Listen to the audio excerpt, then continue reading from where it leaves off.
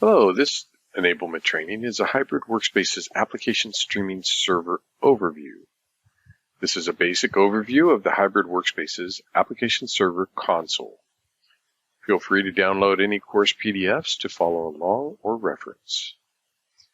This presentation is presented by VP of Development Jason Blackett, and this presentation is presented to a live audience, so there will be some discussion and questions throughout the presentation. This recording started a little late, but he started with application streaming integrations. Let's pick up where he is now, in integrations with LTI. And then for each LTI, you have to target it at a particular workspace. So in this case, I've created a workspace called Academy. And so when it's working all its magic and it's showing up things in Moodle, that's the workspace that it's going to show.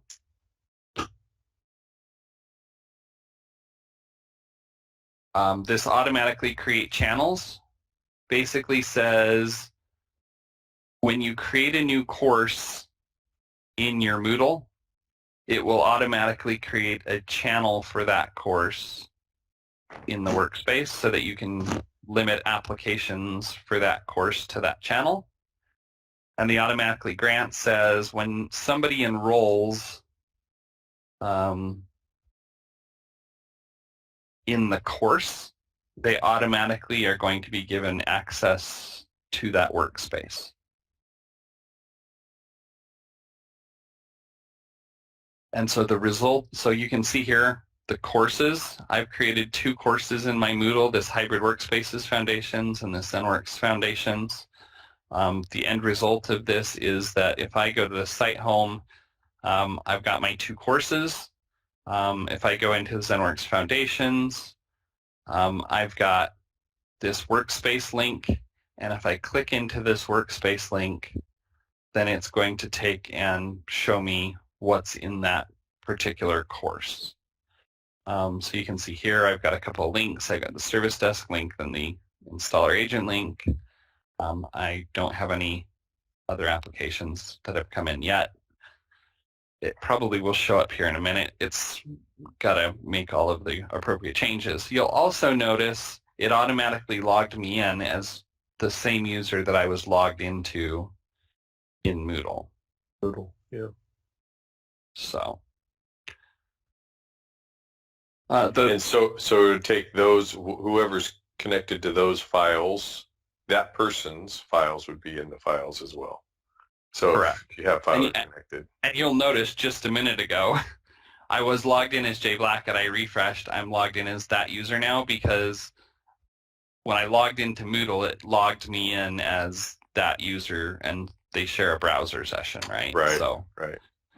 So now I'm going to close this and restart it so that I can log in as me again. Otherwise, this is not going to work so well.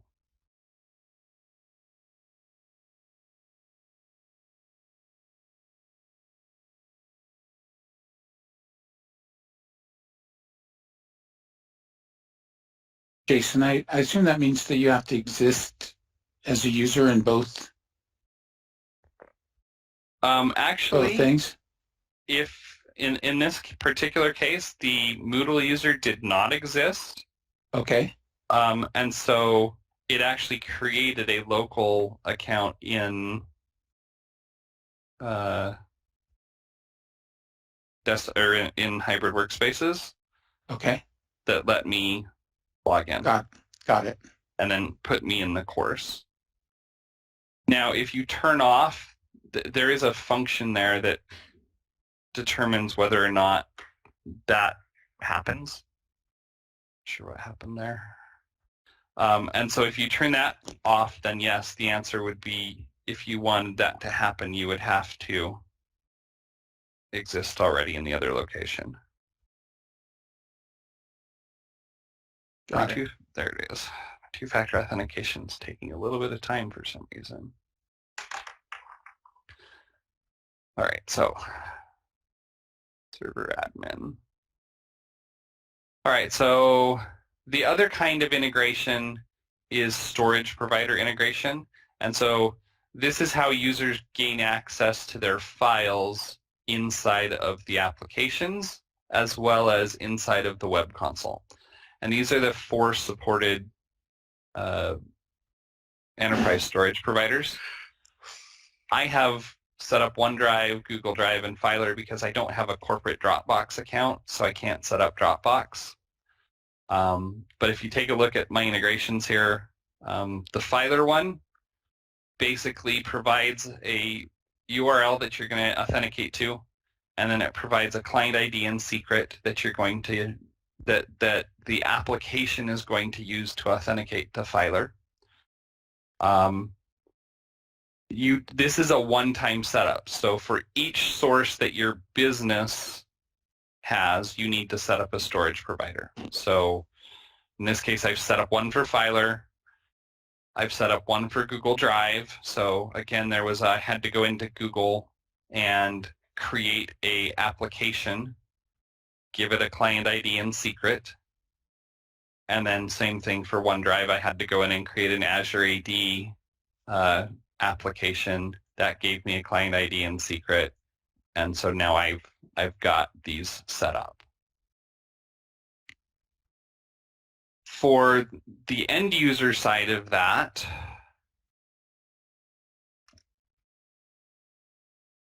once the admin has set this up, the end user has to go to the settings tab and connect, and they can choose which one they want to connect to. I will do it for I'll disconnect Filer and then do it for Filer so you can see that experience. But basically you come in and do Filer. You're presented with the normal Filer or Office login page.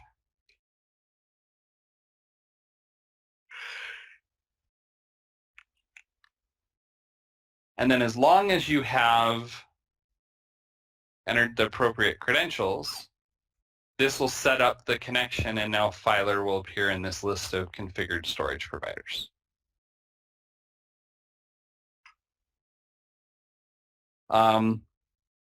So at this point, if I come over, oops, Vikram, you're back, right? Yes, I'm back. Thanks. Okay, no worries, because now we can talk about Workspaces. So now we have connected our files stuff, and we've got all of our applications in the system. So now we need to start making things available to end users. And so by default, there's only this default workspace. I've created a couple other workspaces. If you don't create additional workspaces, then when the user comes into their portal, they won't see the folders like I do. They'll just see the apps right here. Because the assumption is if there are no other workspaces, then the default workspace is where you want to be. Makes sense. So a workspace, then, I can't remember where I've got things right now. It's not that way. I constantly find myself doing that as an administrator. If you click on the name of the workspace, it takes you to the end user view of that. Yeah, I keep forgetting that too. If you click the manage button, it takes you to where you can actually configure and manage. So Workspaces in some respects, right, is essentially kind of the views which is available we can choose to provide back to the end users. Yeah, it's a logical grouping of applications and configuration for the end user. And an end user can belong to multiple workspaces, and then Correct. they can switch between. Okay. That's correct. And so when you click in, right, you'll notice there's no Files tab here. Because until you select a workspace, we don't want to show you the files because the workspace you're in determines what applications you currently have access to. Obviously. All right, so then you go to the Applications tab, and these are the applications that I've made available to the end user in the Zen Guru workspace. So if I click on the Zen Guru workspace, you can see these are the applications he sees here. To add an application to the workspace, you can add 3 kinds of apps. PC applications, this is, and I actually think we should maybe look at changing this to like hub applications. Because essentially what PC applications are applications that you've packaged and put in the hub. So that's your outside, something which is coming from outside the turbo.net. Well, it could be stuff that came in from turbo.net. It could have been stuff you manually created, whatever. It's just applications that you put into the hub. Okay, That are okay. in your local hub. Right. Okay, so this is then essentially all the applications, right, which are there in the hub. This is all applications that are in your hub, not in the turbo.net hub. Right. The Right. local hub, the servers. Correct. Okay. And so then I can say, well, in addition to what I've got here, because this is my programming class, potentially, right, I'm going to be doing some Java stuff, so I want Eclipse to be in there as well. And so now Eclipse is available in there. If I come over here and refresh the workspace, Eclipse is now available to me. I think in that context, Jason, I agree, right, that this should be renamed to hub application, so it's much more understandable. Yeah. Now, PC native applications is you have a locally installed application. So this is, don't run it off the server. It's something's already present on the PC, and I want to run that. And so, I mean, normally this is a bunch of pre-canned applications like regedit, and media player, those kinds of things. So from where this list comes in? Because yeah, so this comes in from, I think it's your streaming servers. Essentially, when you install the app config on it, it is able to find a set of the applications, or you can just say custom and then give it a path. Okay, so then these essentially, because these will be the application, right, which is installed natively on the end user's device. That's correct. So they have essentially provided a preset list, and then you can define your own list and with a path in it. Correct. And so if you knew, for instance, you had passed or you had installed an application with ZenWorks locally, you could create an icon here that pointed to where that thing deployed. Right. So this, in this case, this can be a web shortcut. Yeah, it's basically a web shortcut. That's what I was going to say. This is a shortcut. Correct. Yeah. With the right set of arguments, which you can provide. So I've got to go back and double check some things, but the one thing that's different about this is even though you're launching it as a PC native app, it actually runs it in a container. How does it do that? There's in the turbo layer, it basically has the ability for you to say, I want to spin up a clean container and then run this application that's local. And so that's what it's doing. But then essentially on the end user's device, it's running something which is already installed. And right, but there's a turbo shell command that you can run. For instance, if you want to be able to see the registry inside a virtual application, you can run the virtual application and then tell Turbo Shell to execute regedit inside that container.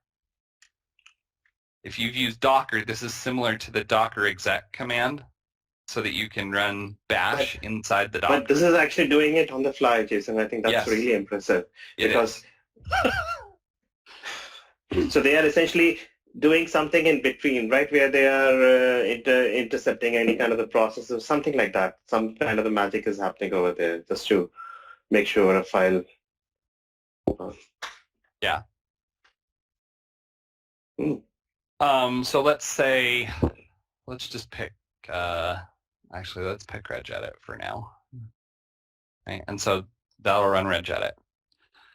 So now I've got this set of applications. I can also have a set of links. Actually, hold on before we leave here. One more. There's also this web application. And there's some overlap between web application and links. When you do web applications, the properties of the web application are a name of the app, a URL that you want opened, and then what's different between a web application and a link is you then specify which browser application that's in the container you want to use to open it. If you pick link, it actually opens it up with whatever the user's default browser is on their local machine. So Jason, in the first scenario where it is using the browser, so this browser has to be provisioned, or is it something it need not be? So this browser has to be in the workspace. So you said just a minute ago, I only had Chrome because Chrome's the only browser I have. But if I come in here and I add Firefox to my then it will really workspace, get two options over there. Right. So then I can go to web application. I'll bet. Hold on just a sec. Back to the hub. Firefox. Browser. Got it.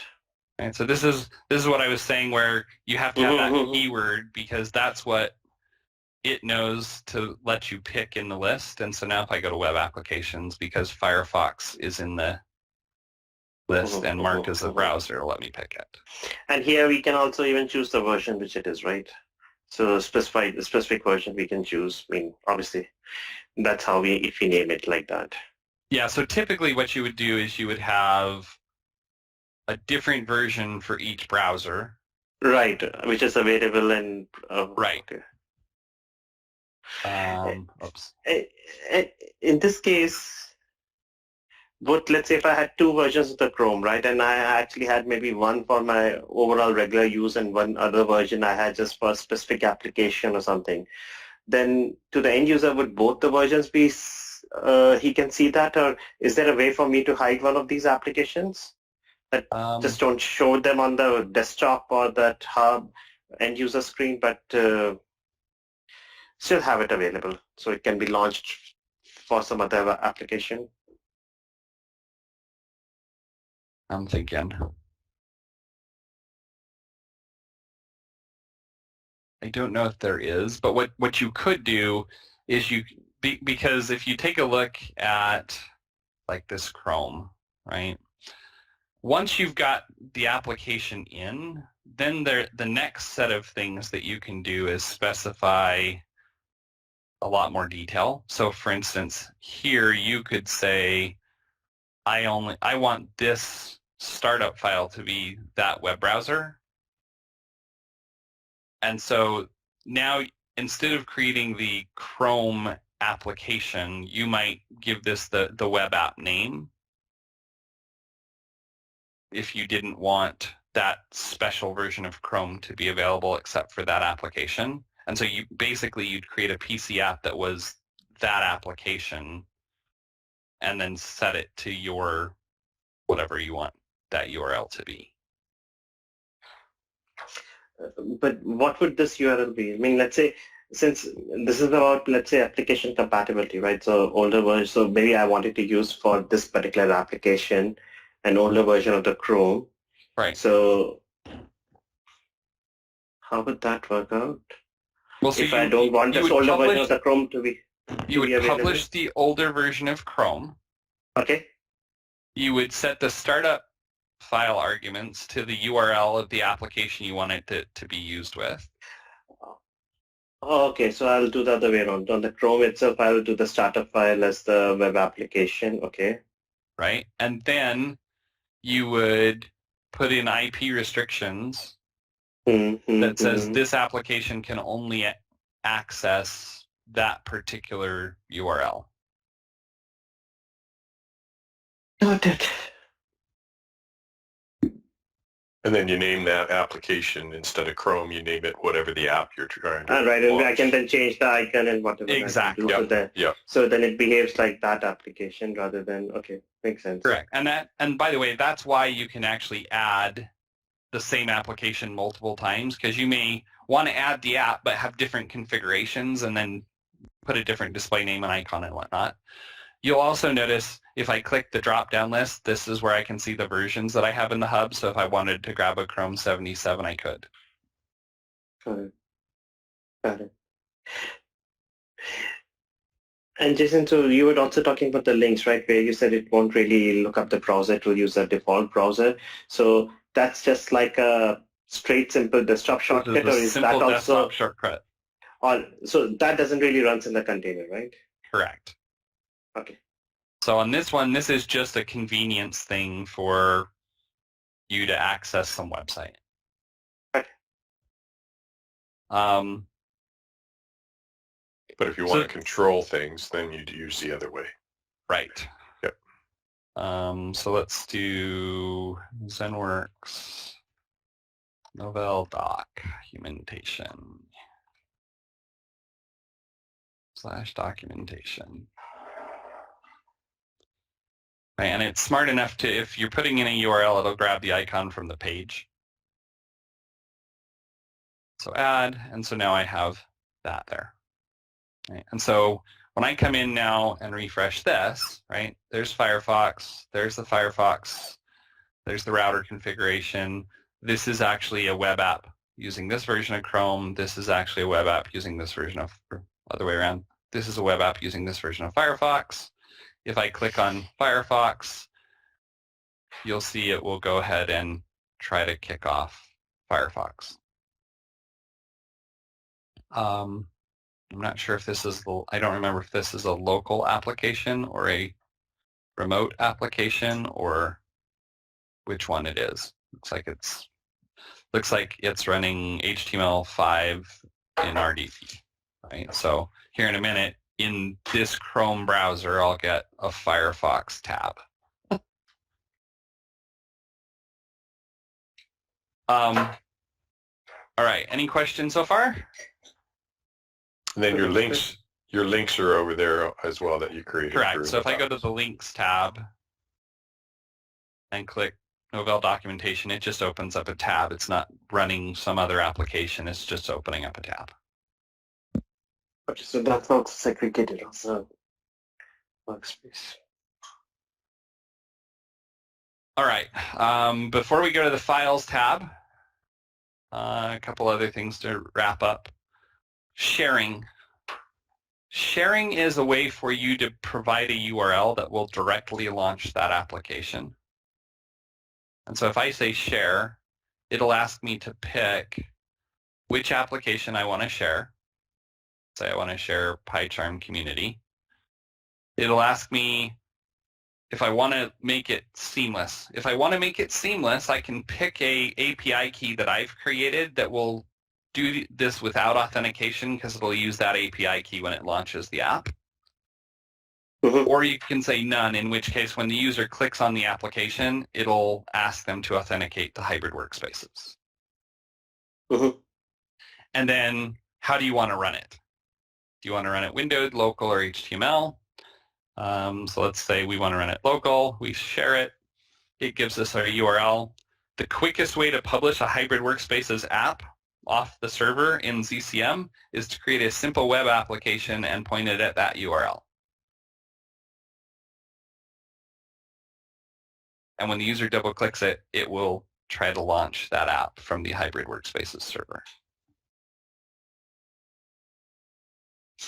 But you will need in this case, right, you will need the client installed on the device. You would. If it's a native application, it's only in the case of the HTML, right? You may not need it. Correct. And in that case, if you do the HTML5 launched application, again, you could still take this, put it in a ZenWorks app, and when they clicked on it, it would open the browser and run the application in that tab like this.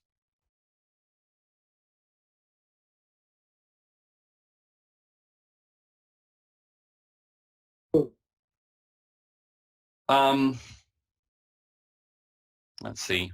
One more thing before we leave the applications. There's a ton of settings that I'm not going to go through, but you have the default launch mode where you can specify, normally when a user double clicks this application, it should be locally installed. If for whatever reason the user is on a Mac, it won't try this, it'll fall back to one of the others if they're available. If you have certain apps you never want to be available on your server, you could turn off HTML5 and windowed and only local apps would run. Or if you have something you never want to run on the local PC, you always want to stream it off the server, you could do that as well. Down here, the temporary mode, you saw that RDP error pop up that I had here in my Mozilla tab or in my Firefox tab. It's because by default, it does a temporary profile, and the way I've configured my RDP servers is it's using user-based licensing. And so since the temporary profile actually creates a local temporary user, it can't get an RDP license. If I was using workstation-based licensing so that each device that was accessing it was getting a license, that wouldn't be a problem. Or if instead of doing temporary profile, I said either ask for credentials or Kerberos, so it was using my Active Directory credentials, I wouldn't have gotten that because it would actually log in as me on the terminal server, not as the temporary admin or the temporary profile. Dynamically. So Kerberos will actually do single sign-on. It basically, once you get Kerberos configured, it will take my Kerberos ticket if I'm using, a Windows device that is authenticated to the domain, and it will automatically pass that to the server, and I'll get logged in. The ask for credentials will always stop and ask you for your credentials. So how do you do it when you have temporary profile enabled, Jason? You'd have to be using workstation-specific RDP licensing. And then you'd have to have an RDP license for every device the user's going to stream from. And assign to it. Yeah. Well, I mean, they're dynamically assigned, so it's a pool model. So as long as RDP will automatically assign that device a license, as long as you have licenses available. So this RDP server needs to be configured separately from the streaming box. It does. I mean, if you install the apps, so I've installed the app streaming server. It was a Windows server. I installed the app streaming. If RDP is not installed, it will automatically install RDP, but then you have to make sure you set up the licensing right. Because that's outside of hybrid workspaces, is you have to procure those licenses from Microsoft and then activate them. Gotcha.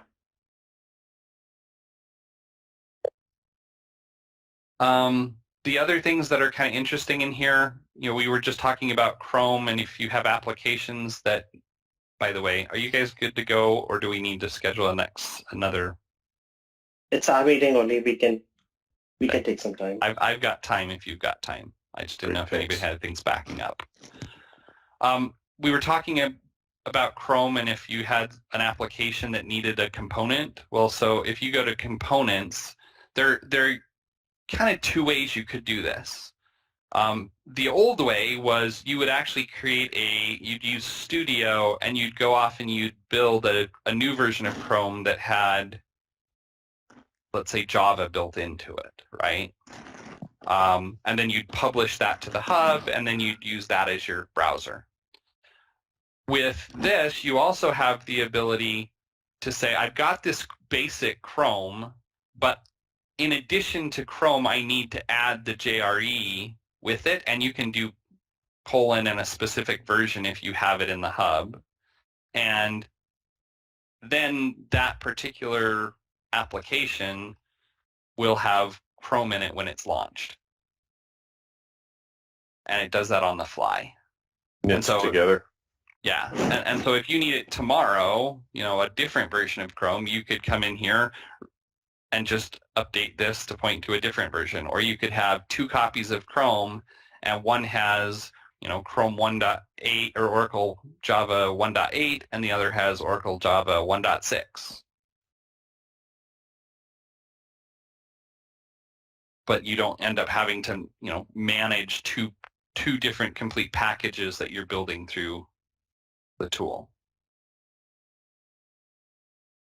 The storage lets you control, and this is the most important setting, I think.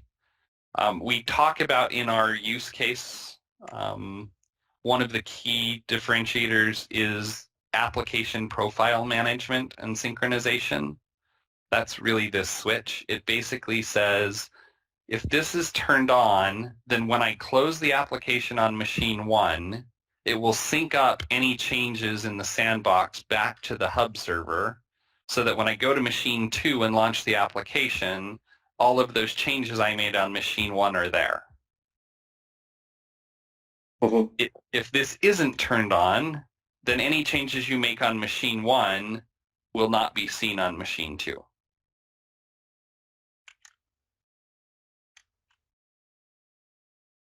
And that's off by default, I think, right? It is off by default because obviously it's got a storage overhead associated with it, and very often it's not important that you're doing that, especially if you have a limited number of, say, streaming servers and that's where it's going. This also controls what drives you can see, and if you had a situation where a certain directory on the host PC, the user's host PC, or the RDP server needed to be available inside the container, that's what the mount points are here for.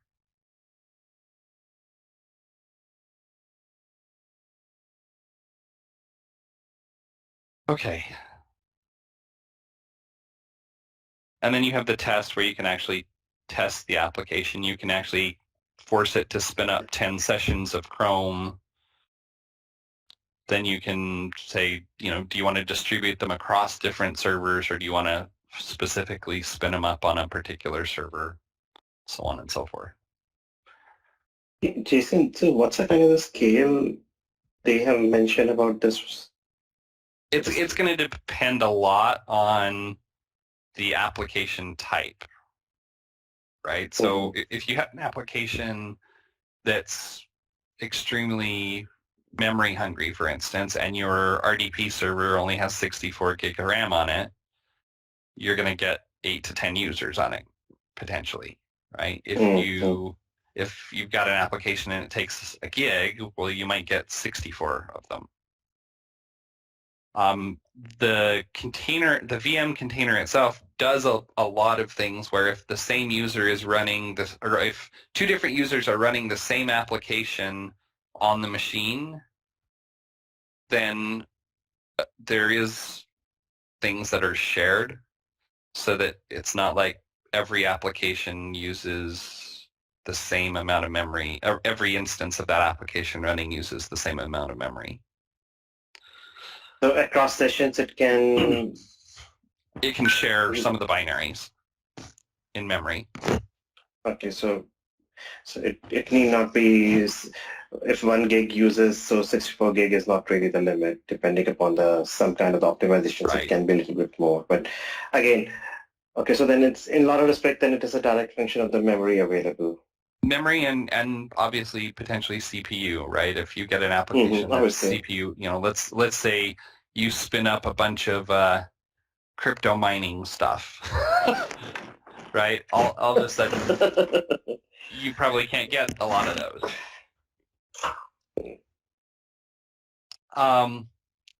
Then you have the Users tab. The Users tab just controls who has access to the things that are in the workspace.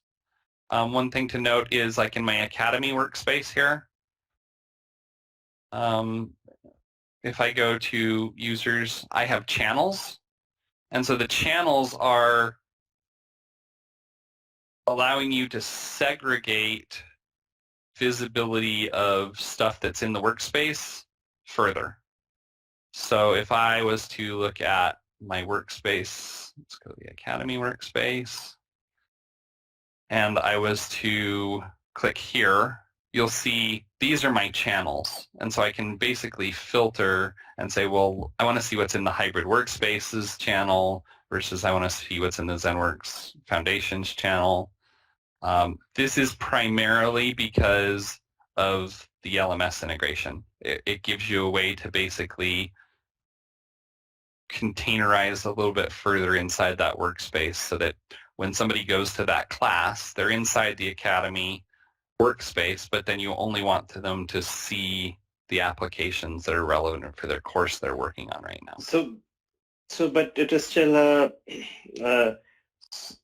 so if I've signed, let's say, 10 apps to that particular workspace, and I still don't know.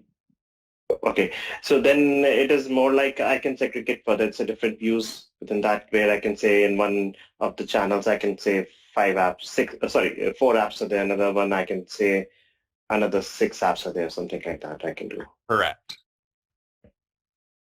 And I can choose the apps, right? So then potentially, then there are apps which are just not even visible because, or there is a default channel which is always there. And I don't know, I'd have to play a little bit with that one to test it. okay. Because as you said, right, all the 10 apps will end up being visible, but if I then further use the channel, so then there's a possibility I can, within one channel, I can put 4, another channel, I can put another 5, and there's an app which never even gets shown. Right. Well, and actually, you can see right now, this is actually what I have. Okay. I was noticing it a minute ago. So when I went over to all, right, I saw the applications. All and will so show you that would everything. show everything. But Okay, I haven't actually assigned any applications to either of the channels yet. Okay. But I have assigned links. And so in the course, when the user launches the application, the default view is going to show him an empty applications window with the links. If they click on all, then they'll see the applications that are there as well.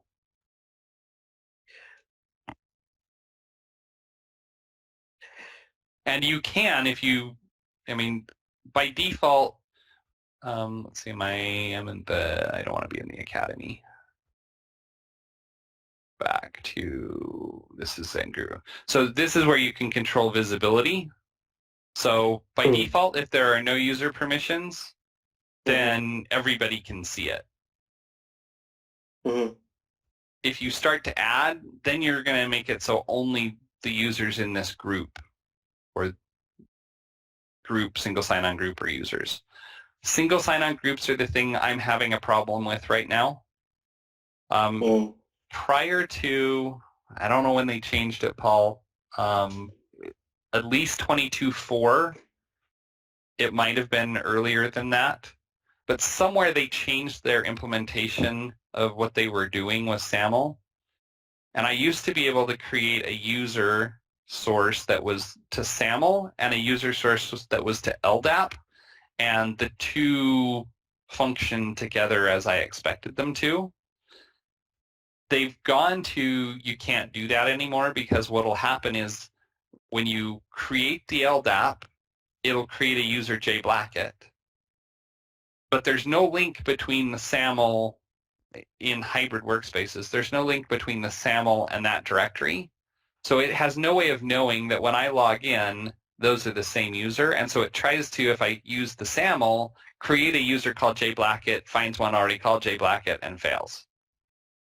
And so to get groups now, and I actually think this is a better way to handle it, what's supposed to happen is when you do the SAML authentication, it'll query the SAML provider and ask what groups is he a member of, and then it'll create those groups on the fly. And then if you want to create like a server admins group or some other local groups, you can put those SSO groups inside that group. What I can't figure out right now is there's apparently a SAML claim that it has to make for that group, and I cannot figure out how in advanced authentication I can modify the claims so that it's sending me the group list back. So we probably need to try to figure that out so that the single sign-on group thing works okay. Yeah, they're doing configuring SAML 2.0 on single sign-on authentication. They had some repairs in 22.4, but maybe it's not complete. Well, I mean, it works really well. It's just I think our IDP, our SAML IDP, doesn't know to send the data back, and so there's got to be some way to tell the SAML IDP, this is what I expect you or Gotcha. approve you sending back. And I just don't know how to do that in Azure, or sorry, in Advanced Authentication. I found some documentation that says, here's how you do it in Access Manager. And I know they share a lot of the same code. Maybe there's just not a GUI way to do it. And so we just need to see if we can figure that out. Okay. Or maybe there's some additional SAML client metadata that we need to provide on our side. I don't know. So I've got a question into a couple of Advanced Authentication folks trying to see if I can figure out the answer.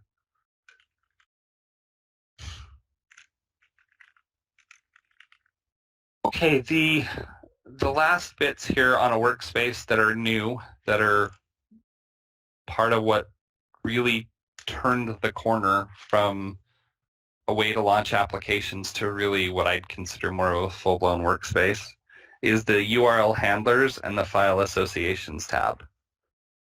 So this says,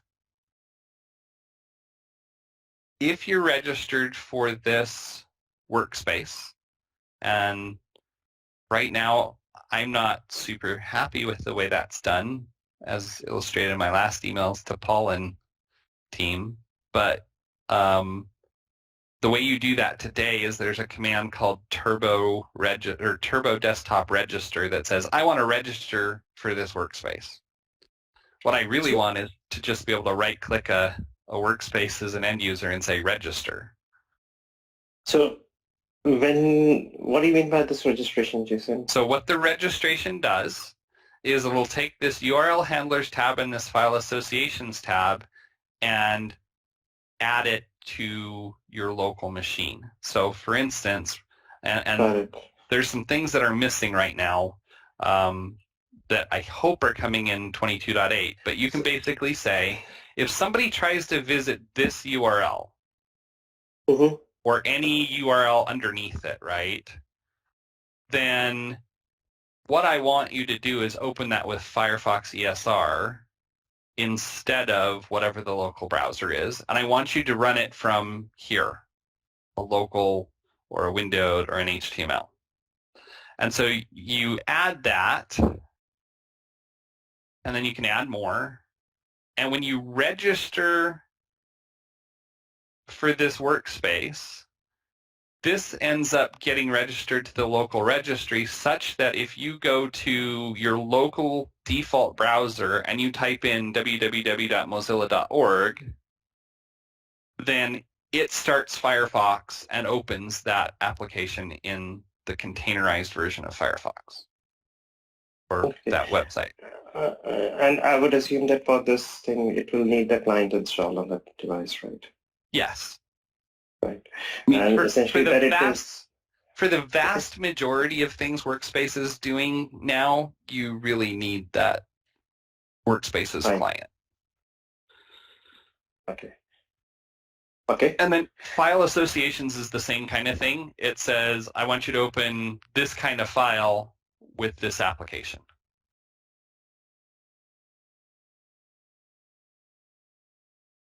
So in that respect, it gives us a control over that, okay, what the users are doing and direct them to use the applications which are available in the workspace rather than maybe using their own applications, right? It makes it so they don't have to think about it. They just do it, right? So if I do Turbo Desktop Register Zenguru, right, it goes off and it finds these things, and you can see this is where it's telling me that my URL handling is not going to work. Got it. So in that context, right, the desktop, what we provide to them, right, they need not actually use it. It's just that they can just use whatever the apps they've installed and work through that, and at the back, our apps get correct. Okay. And so now, for instance, if I go, because I've been trying to learn a little bit of Python, and And let's see, where did I put that? It's actually in C, users. Oops. C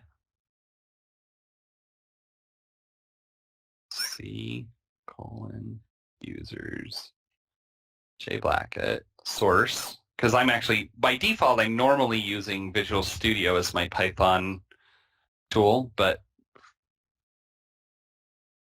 you can see if I go in here, the icon that's associated with this is PyCharm because I've registered it with the workspace. And if I double click it connects and says, and this is a problem, this is a bug I've reported, where for some reason it's doing this. If I right click it, actually, hold on, let me change the back end. Because right now what it's doing is PyCharm is configured so that it's running windowed. I'm going to run it local. And I don't know if I have to do this, but I'm going to unregister and re-register. I'm still trying to figure out exactly how the desktop stuff works.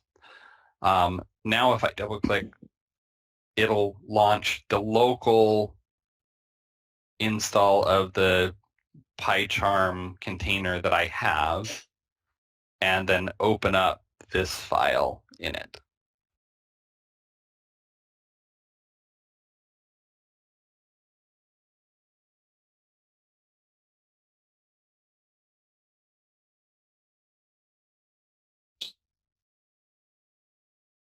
And so you can see PyCharm is now running. Got it. So, Jason, then what does this registration will do, as you said, is that this is a command which end user needs to type in manually on the device. Or their device. Or the customer or the admin needs to put in a script so that when the machine, like their login script. And this was my point back to them because they answered that way. They said, well, what you do is you just put this in a script. And my answer back to them was, well, that's great for devices under my control.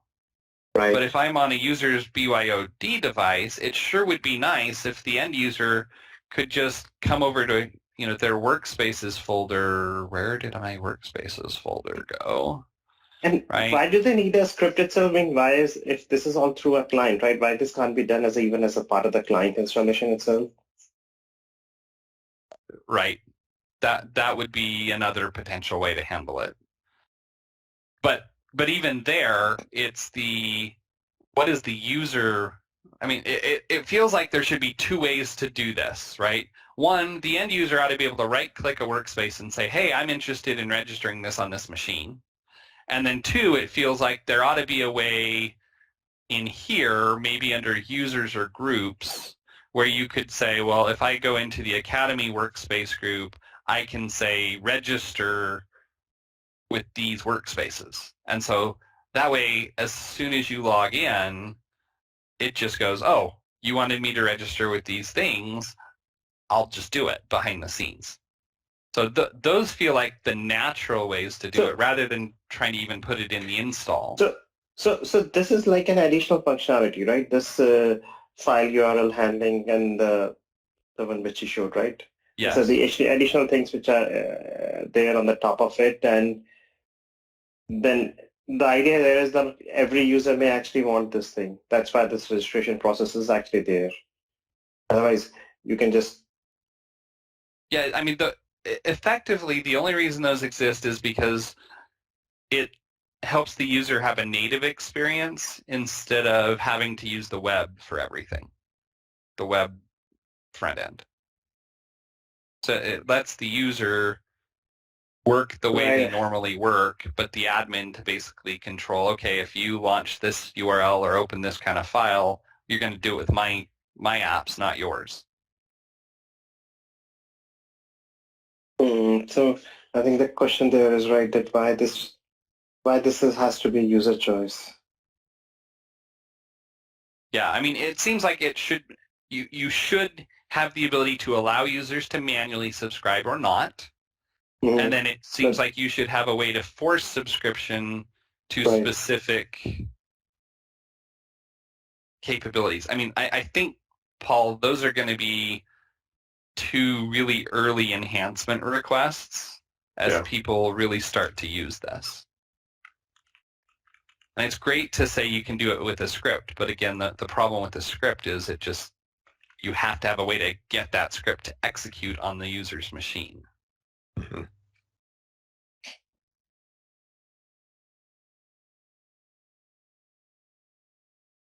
Yeah, I noted those down. I'll put that in our meeting notes. Okay, so now that we have all of that set up, right? If the user's registered, you saw how it works. You know, the user double-clicks the file, it opens up, it knows, okay, I either need to open this up locally or I need to open this up remotely, and then it opens up the file. If you're now on a machine you don't own, right? So everything up to this point probably might have been a corporate machine. Maybe it's a BYO device that the user decided they wanted to enroll on. Now you're on a device that maybe you don't have the ability to enroll on. You can use the web, and if you go into one of these, so that was the Zen Guru one. Let me see. I don't know if I have a Python script in my OneDrive.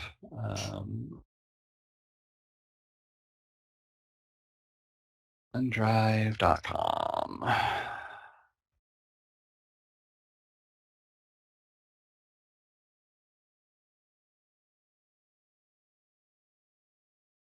Let's see.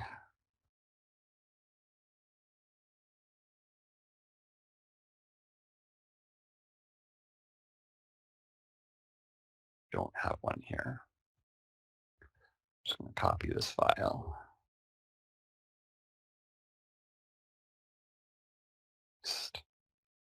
Guess I can't copy and paste to there.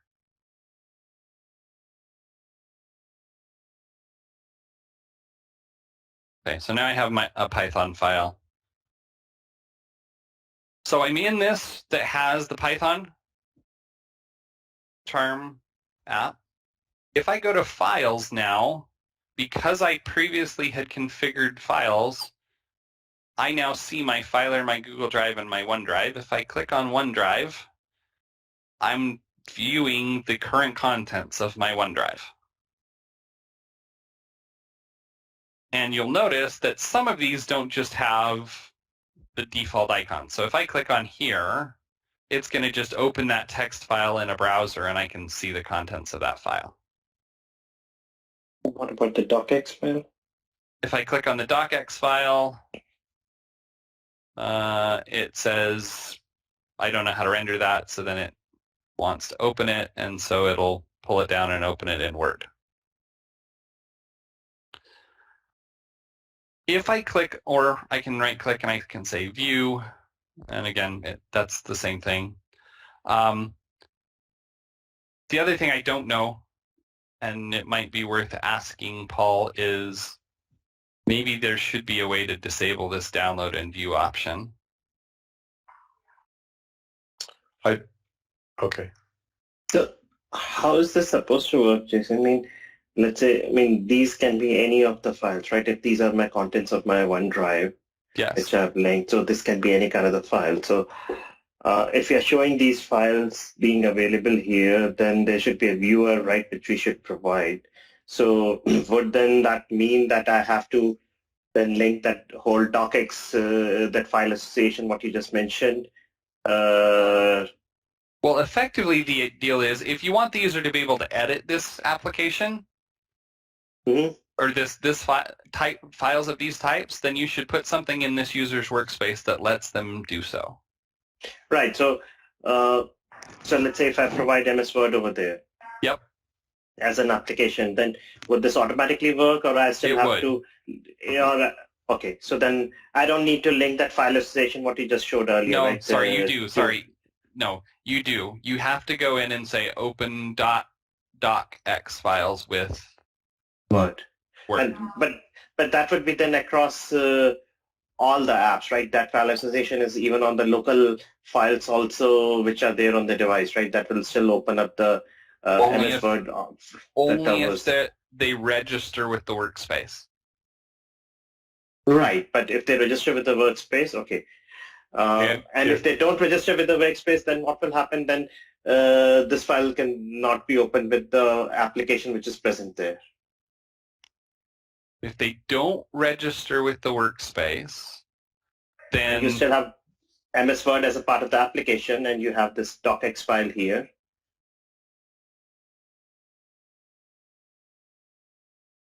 My thought is it'll open up Word. Now, I do know they demonstrated where if you have a containered Word and Word is locally installed and you You double can clicked pick. on this, you could pick, yeah. right. And for instance, on the Python here, right, you can see open with, and then you can pick the one that's in the ZenGuru workspace, or if you added one in a different workspace, or if you wanted to open it up with something else like Studio, which is my locally installed version.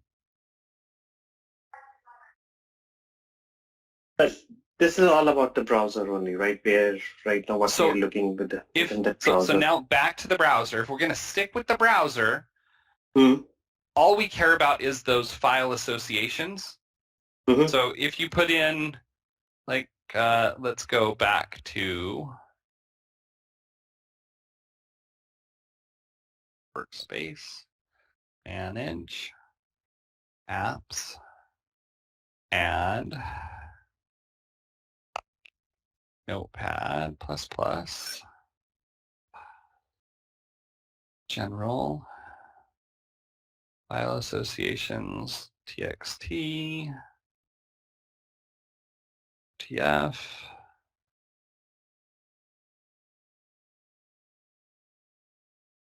back here. Now you can see I can open up this text file with Notepad++. Okay, so that's the way. So this file association when I do, and for this, do I need to register or I don't need to For register? this, you don't need to register. Right, because this is all happening within the browser. Correct. But if I register, is then only I can about the extend. desktop. Right, so if I register, then I can extend that capability, right? That extensions also to my native to the files which are present locally on my device and use the Correct. application from here. Okay. Correct. And so now if I was to click on my first Pi app, right, it goes off and it launches The same. PyCharm, Got it.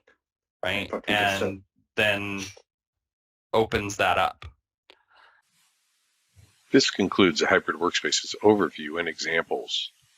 Feel free to review other training videos for Hybrid Workspaces, like install and config of the application server, troubleshooting the application server, integrating with learning management systems in Hybrid Workspaces, and troubleshooting the Studio Packager with examples. All these can be found at the OpenText, formerly Microfocus, Support and Training YouTube channel under Hybrid Workspaces playlist. Thank you and have a good day.